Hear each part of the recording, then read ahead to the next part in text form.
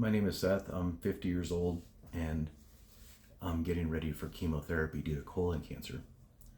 I'm going to be documenting my journey as I go through colon cancer and trying my best to be as frank and honest as I can with myself and with everyone else about what I'm experiencing and how things are going and my feelings and all that kind of stuff. All the doctors during the training that I've received preparing me for chemo have told me that I should keep a journal, so I just decided to do it this way, and in the hope that maybe somebody else that is preparing to go through this or that is going through this knows kind of what I've gone through and what to expect. Obviously, results differ depending on your age and all that. A little bit about what happened with me. About a month and a half ago, I started experiencing severe pain in my abdomen. And after looking on Dr. Google and trying to figure out what exactly was going on, I kind of came to the conclusion that it was probably appendicitis, which in a 50-year-old male is not exactly common, but it can happen. So my wife drove me to the ER and I went in and they did a CT scan. During the course of the CT scan, they discovered what they said was a large mass near my appendix. I think the doctors kind of knew what was going on, but they didn't really kind of tell me until they had a better feeling for it, which is fine with me. Kind of gave me some time to warm up to the idea that I was going to have cancer. So after spending a night in the urgent care, they were great. Throughout this entire experience, the medical staff and everybody that I've dealt with has been absolutely phenomenal and just the kindest people and the most considerate. I have nothing but good things to say about them. I spent the night in the urgent care. The next morning I was transported, or my wife drove me down to the main hospital, and I was admitted to the main hospital. They were overloaded due to a hacker attack on another hospital, and so I had to sleep in the hallway on a bed, of course, for the first night. No big deal.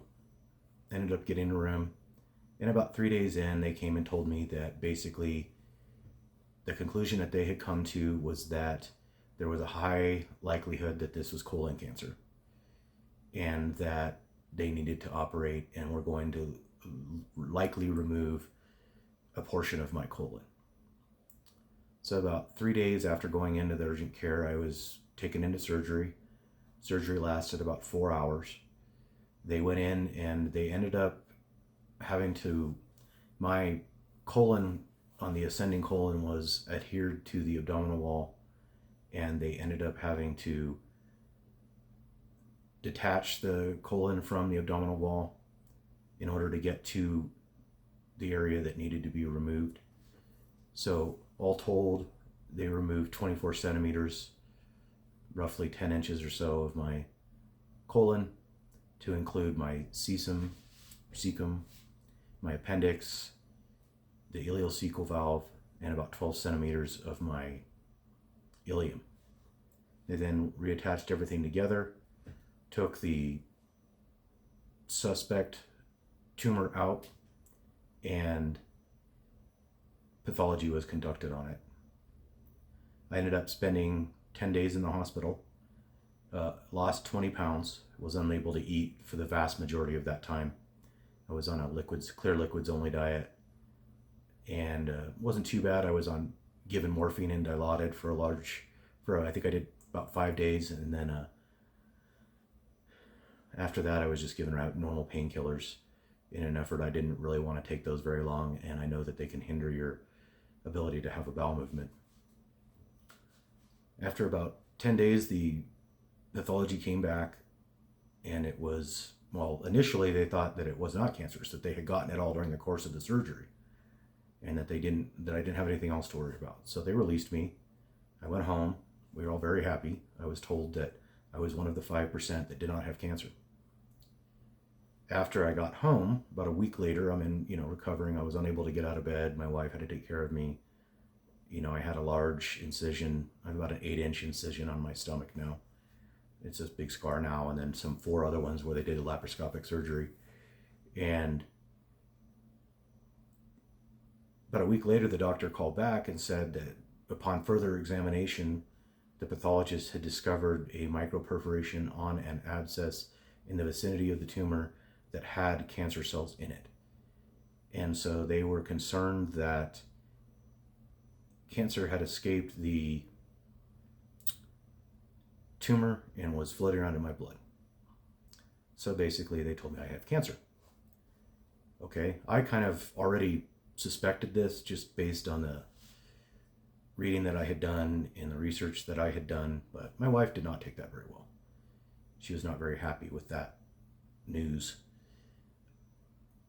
Basically, then they scheduled me with an oncologist. It took about a week and a half, 2 weeks to get in with an oncologist.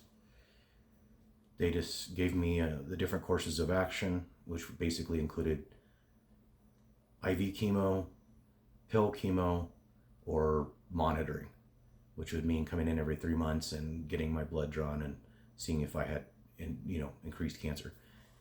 My understanding was basically he said it's not if you get cancer, it's when, if you don't do chemo. If you do chemo, you will never see this cancer again. So we elected to do the intravenous chemo since the hospital is about 20 minutes from my house. So upon that, I went and got a port installed. So I have this fancy port right here where they'll hook up my chemo. That surgery, they sedated me for it. They said it didn't put me under, but I don't remember it. And it went pretty well. And so that's kind of where I'm at. So here we go.